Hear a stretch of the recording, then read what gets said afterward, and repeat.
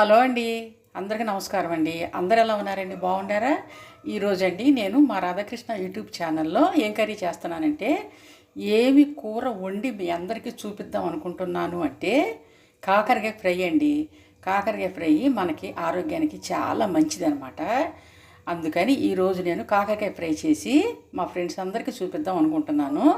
అయితే మీరు అనుకోవచ్చు, నువ్వు రోజు వండే కూరలు ఆరోగ్యానికి మంచివి కాదమ్మా అని మీరు అనుకోవచ్చు. అయితే వాటికుండే మంచితనం వాటికుంటుంది. ఈ కాకరకాయకి మరీ ఎక్కువ మంచితనం ఉంటుందన్నమాట. మన ఆరోగ్యం మీద శ్రద్ధ ఎక్కువ పెడుతుంది కాకరకాయ. అందుకని ఆరోగ్యానికి మంచిది కాకరకాయ అని చాలామంది అంటారు. నేను కూడా అదే మాట అన్నాను అనమాట. అంతే తప్ప చాలామంది ఏయో పిచ్చి పిచ్చి క్వశ్చన్లు వేస్తుంటారు కదా, దానికి ముందుగానే నేను వివరణ ఇస్తున్నా. అన్నీ నేను వండే కూరలు, మీరు వండుకునే కూరలు కూడా ఆరోగ్యానికి చాలా మంచిదే, నేను కాదన్నా. కానీ కాకరకాయకి మన ఆరోగ్యాన్ని ఎక్కువ శాతం పాడవకుండా చూసే గుణం ఉంటుందంట మా పెద్దవాళ్ళు చెప్తారు. నేను కూడా మీకు అదే వివరణిస్తున్నాను, విషయం చెప్తున్నాను అనమాట. అయితే ఈరోజు నేను మా రాధాకృష్ణ యూట్యూబ్ ఛానల్లో కాకరకాయ ఫ్రై చేస్తున్నానండి. కాకరకాయలు ఏం చేశానంటే, ముందుగా నేను చక్కగా చిన్న చిన్న ముక్కలుగా కట్ చేసుకుని ఉడకబెట్టుకున్నాను. ఎందుకంటే అవి చేదుగా ఉంటాయి కదండి. ఆ నీళ్ళంతా కూడా మనం ఉడకబెట్టిన తర్వాత వంపేసేస్తే చేదు ఆ నీళ్ళతో పాటు బయటికి వెళ్ళిపోద్ది. కొంచెం ఉప్పు పసుపు వేసి ఉడకబెట్టుకుని ఆ నీళ్ళు వంపేసుకుంటే నీళ్ళతో పాటు చేదంతా కూడా బయటికి వెళ్ళిపోతుంది అనమాట. అప్పుడు మనం ఏం చేయాలంటే, ఉల్లిపాయ కోసుకుని పొయ్యి వెలిగించుకుని, ఇదిగో మళ్ళీ నెక్స్ట్ ప్రాసెస్ అది మీకు నేను చేసి చూపిస్తాను. స్టవ్ వెలిగించాను, బాండీ పెట్టుకున్నాను. ఉల్లిపాయ ముక్కలు కోసుకుని అందులో వేసేటప్పుడు మీకు నేను చూపిస్తాను. ఉల్లిపాయ ముక్కలు కోసుకుని అందులో వేసుకుని, ఉల్లిపాయ ముక్కలు వేగిన తర్వాత అప్పుడు కాకరకాయ ముక్కలు వేయాలి. ఇవన్నీ నెక్స్ట్ ప్రాసెస్ చూపిస్తానండి.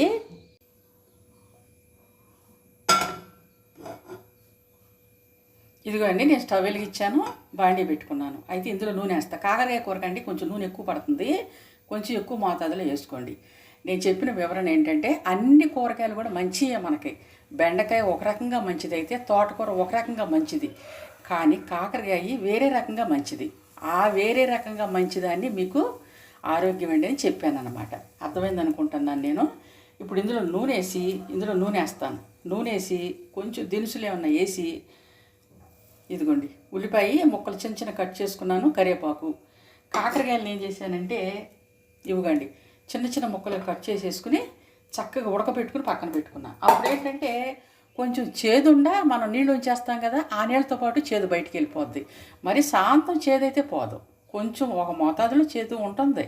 అది దాని సహజ గుణం, మనం ఏమీ చేయలేం. అదిగోండి ఆవాలు, సాయిపప్పు, ఒక చిన్న ఎండుమిరకాయ కూడా గిల్లేసాను. అయితే ఉల్లిపాయ ముక్కలు వేసేస్తా. ఇప్పుడు వేసేనా,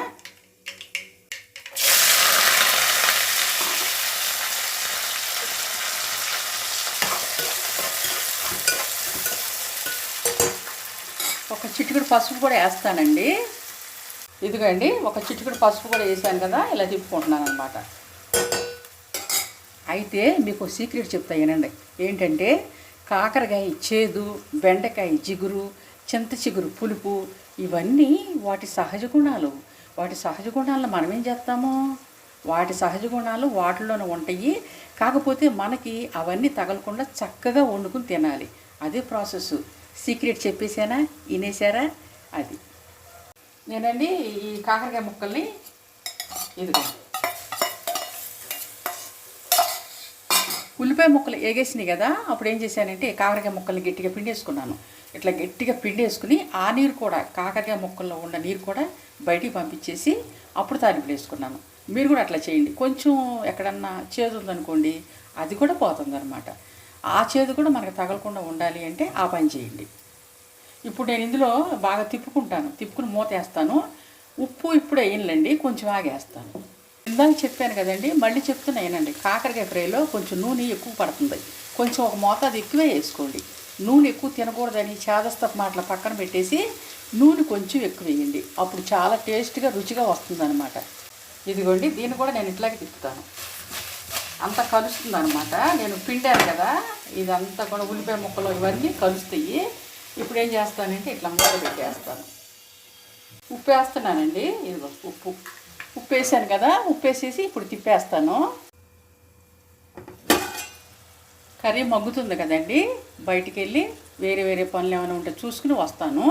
ఈ పొయ్యి దగ్గర నుంచుని దీని ఎదురుగా నుంచుని తప్ప చేయాల్సిన అవసరం లేదు కదా, అందుకని నేను అటు వెళ్ళి కొంచెం పనులు ఏమైనా ఉంటే చూసుకుని వచ్చేలోపు ఇది మగ్గిపోతుంది అనమాట. అందులో ఎండ కూడా బాగా వేస్తుందండి, బాగా ఇబ్బంది పెడతాను, అందుకని కొంచెం అటు వెళ్ళి వస్తాను. ఇందాక ఉప్పు వేసి చూసారుగా, ఇప్పుడు కారం వేసేసి చూడండి. కారం వేసాను కదా, కారం వేసుకుని తిప్పుకుంటాను. ఈ కాకరకాయ ఫ్రైలోనండి మనం ఎల్లిపాయ దంచుకుని కారం కలుపుని వేసేసుకోవచ్చు, ఒక పద్ధతి. ఇంకోటి ఏంటంటే మజ్జిగతో కూడా ఉడకబెట్టుకోవచ్చు. మా నాయనమ్మ గారు అలా చేసేవారు, అదొక పద్ధతి. ఇంత రిస్క్ మేము ఫేస్ చేయలేమంటే నేను చేసిన పద్ధతిలో చేసేసి తినండి. చూసారా చక్కగా ఎగిరిపోయింది. ఎగరటం అంటే ఫ్రైలాగా రెడీ అయిపోయింది అనమాట. ఇదో చూడండి. ఇక నేను దీన్ని ఆపేస్తానండి. ఉప్పు కూడా చూశాను, సరిపోయింది. ఇక నేను ఈరోజు ఈ వీడియోతో ఆపేస్తానండి. ఈ వీడియో ఇందరితో ఆపేస్తానండి.